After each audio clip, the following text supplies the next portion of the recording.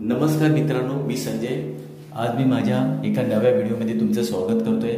मी आता कोकणातल्या माझ्या गावी आहे।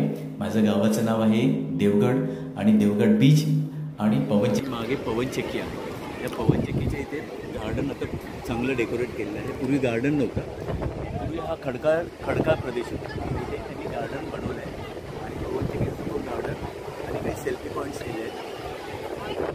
बसायला सीट्स पण ठेवले आणि सूर्यास्ताचं दर्शन तर अतिशय सुंदर होतं। तुम्ही पाहू शकता सूर्यास्ताचं दर्शन आणि विशाल समुद्र।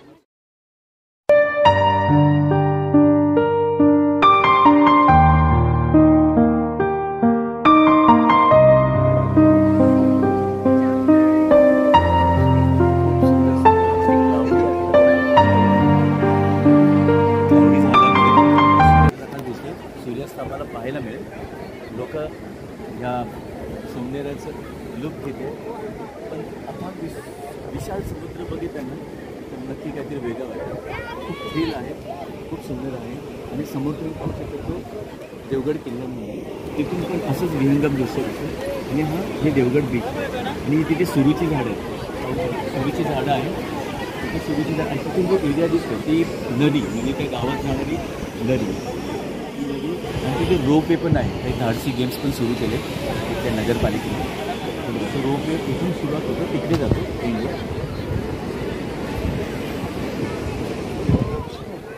मित्रांनो, असं सुंदर दृश्य बघून मराठी सिनेमातलं एक गाणं आठवतं। हा समुद्र किनारा बघा आणि हा सूर्यास्त, हा सागरी किनारा, हो हो हा सागरी किनारा, ओला सुगंध वारा, ओला मिठीत आहे, हा रेशमी निवारा, हा रेशमी निवारा, हो हो हा सागरी।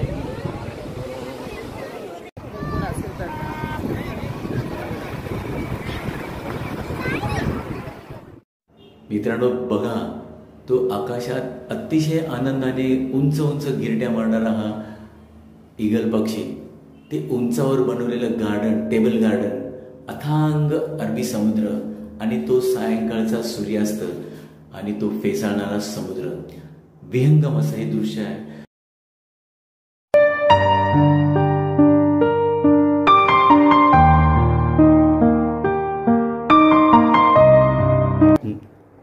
मित्रांनो, तुम्हाला ही जी हलणारी वस्तू दिसते ना, ही एक छोटी बोट आहे।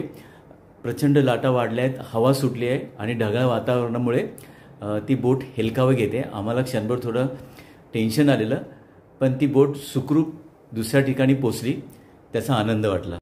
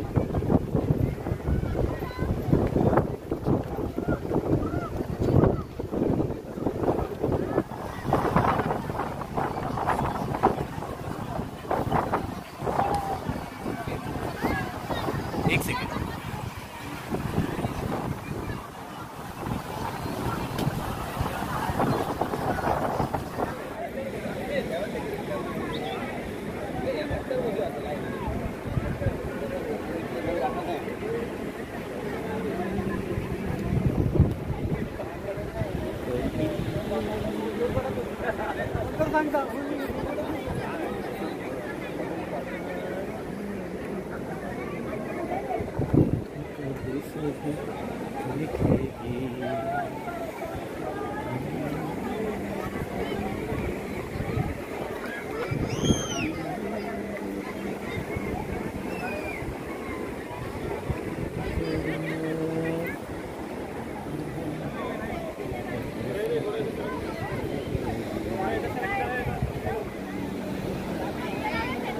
गली में